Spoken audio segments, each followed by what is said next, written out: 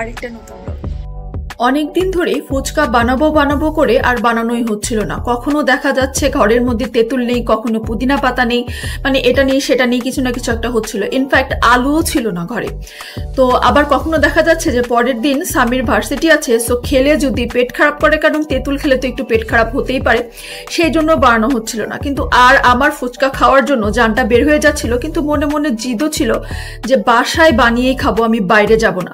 So সেদিনকা আর কোনো কিছু চিন্তা না করে রাতের বেলায় ফুচকা বানাতে শুরু করলাম, এবং আমি ফুচকা বানিয়ে উঠলাম রাত 9:30টার দিকে, এবং রাত্রে 10টার দিকে আরাম করে তৃপ্তি সহকারে বসে ফুচকা খেলাম। উফ, কি যে মজা লাগছে!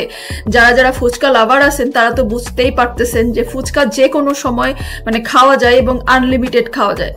মানে লাকিলি ওই দিন কানা আমার ভাইয়েরও ফুচকা খুবই মানে পছন্দ হলো, সেও খুব খেলো, বুঝলাম না কেন। তবে যাই হোক, আমার কিন্তু খেতে খুবই ভালো লেগেছিল, কারণ নিজের বানানো জিনিস খেতে তো এমনিই ভালো লাগে।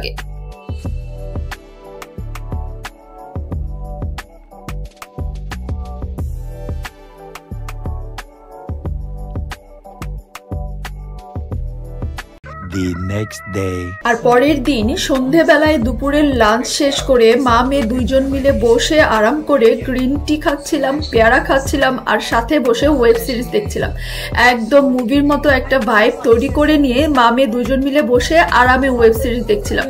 আর সন্ধ্যার পরে আমি লাঞ্চের কথা কেন বললাম তা তো অনেকেই বুঝতেই পেরেছেন, কারণ আমাদের বাসায় সকাল 8টা থেকে 3টা পর্যন্ত কোনো গ্যাস থাকে না।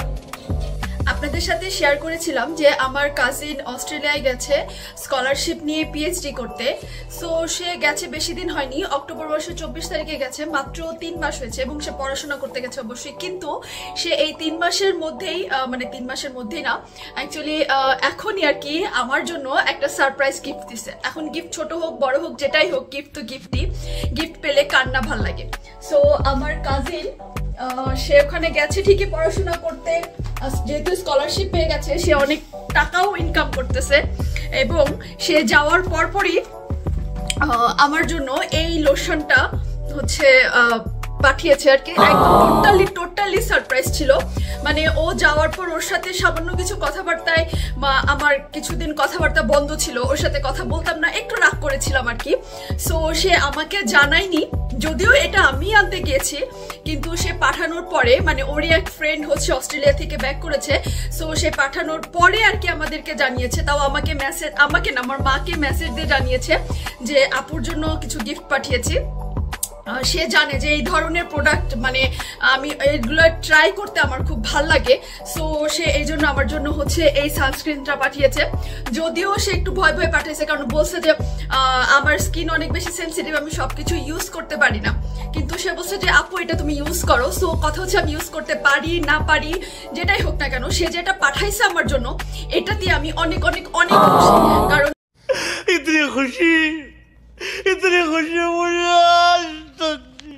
আসলে কি মানে বাইরে তো অনেক আত্মীয় স্বজনই থাকে, অনেকেই থাকে, অনেকেরই অনেক ফ্রেন্ড থাকে, আত্মীয় স্বজন থাকে, অনেক কিছু থাকে, কিন্তু কাউকে দেখা যায় যে সবাই তো আর নিয়ে আসে না, বা সবাই নিয়ে আসার মন মানসিকতা থাকে না। আবার অনেকে আছে যে আপনি যদি বলেনও কিছু আনতে, তাও আপনার জন্য নিয়ে আসে না, তারা মানে যাই না কি মনে করে।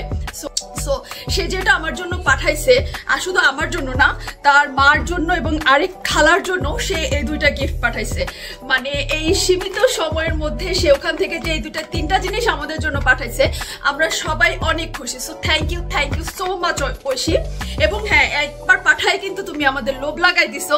এরপর থেকে দেখা যাবে কিছু যদি লাগে, আমরা কিন্তু ওখান থেকে তোমার কাছ থেকে মানে আবদার করে নিব, এবং তোমাকে লিস্ট পাঠিয়ে দিব যে এই জিনিস লাগবে ওই জিনিস লাগবে। কারণ যেটাই হোক না কেন, বাইরে থেকে নিয়ে আসলে অবশ্যই এটা অরিজিনালটা আমরা পাবো। যদিও আজকাল আমাদের বাংলাদেশে সবকিছুই পাওয়া যায়, বা আমরা এখান থেকে বাইরে থেকে নিয়েও আসতে পারি, তবুও যদি আপনার ক্লোজ কোনো মানে আত্মীয় স্বজন থাকে, তাদের মাধ্যমে যদি নিয়ে আসতে পারেন তাহলে আরো বেশি ভালো লাগে। আর সেখানে যদি হয় গিফট, তাই তো কথাই নেই।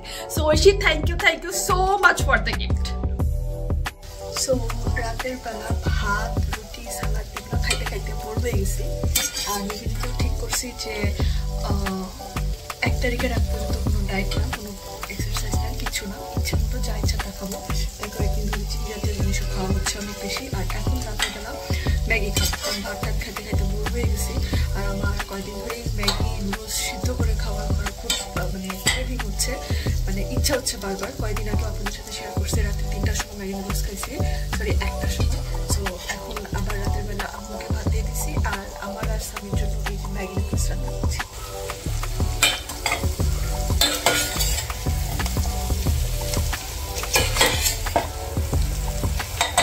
এবং এটাতে চিজও ইউজ করব, প্লাস হচ্ছে একটা নতুন সস কিনছি সেদিনকার, কোরিয়ান কিছু একটা কোম্পানির নাম মনে নাই, তো এটা কেমন একটু টেস্ট করে দেখব। এই আমার নুডলস পড়ে গেল।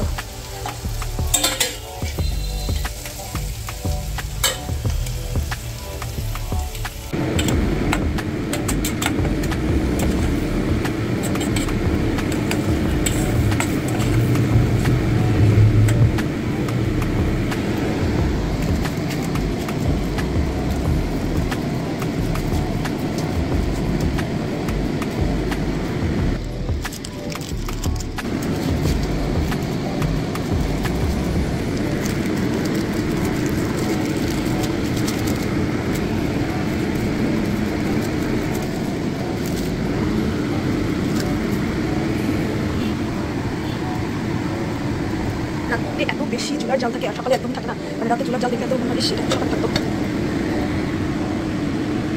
ম্যাগি নুডলসটা কিন্তু খুবই ইয়াম্মি ছিল। আমি নিজেই খুব মানে এত ভালো একটা নুডলস রান্না করছি, নিজেই খুব প্রাউড ফিল করতেছি। এনিওয়ে আজকের মতো এখানেই বিদায় নিচ্ছি। সো এটাই ছিল আমার আজকের একটা ছোট্ট ভিডিও। যদি ভিডিওটি আপনাদের ভালো লেগে থাকে তাহলে একটা লাইক দিতে কিন্তু ভুলবেন না। যারা এখনো আমার চ্যানেলটি সাবস্ক্রাইব করেননি, প্লিজ আজকে আমার চ্যানেলটি সাবস্ক্রাইব করে আমার সাথেই থাকবেন। আমার পরিবারের জন্য দোয়া করবেন, নিজের পরিবারের খেয়াল রাখবেন। আল্লাহ হাফেজ।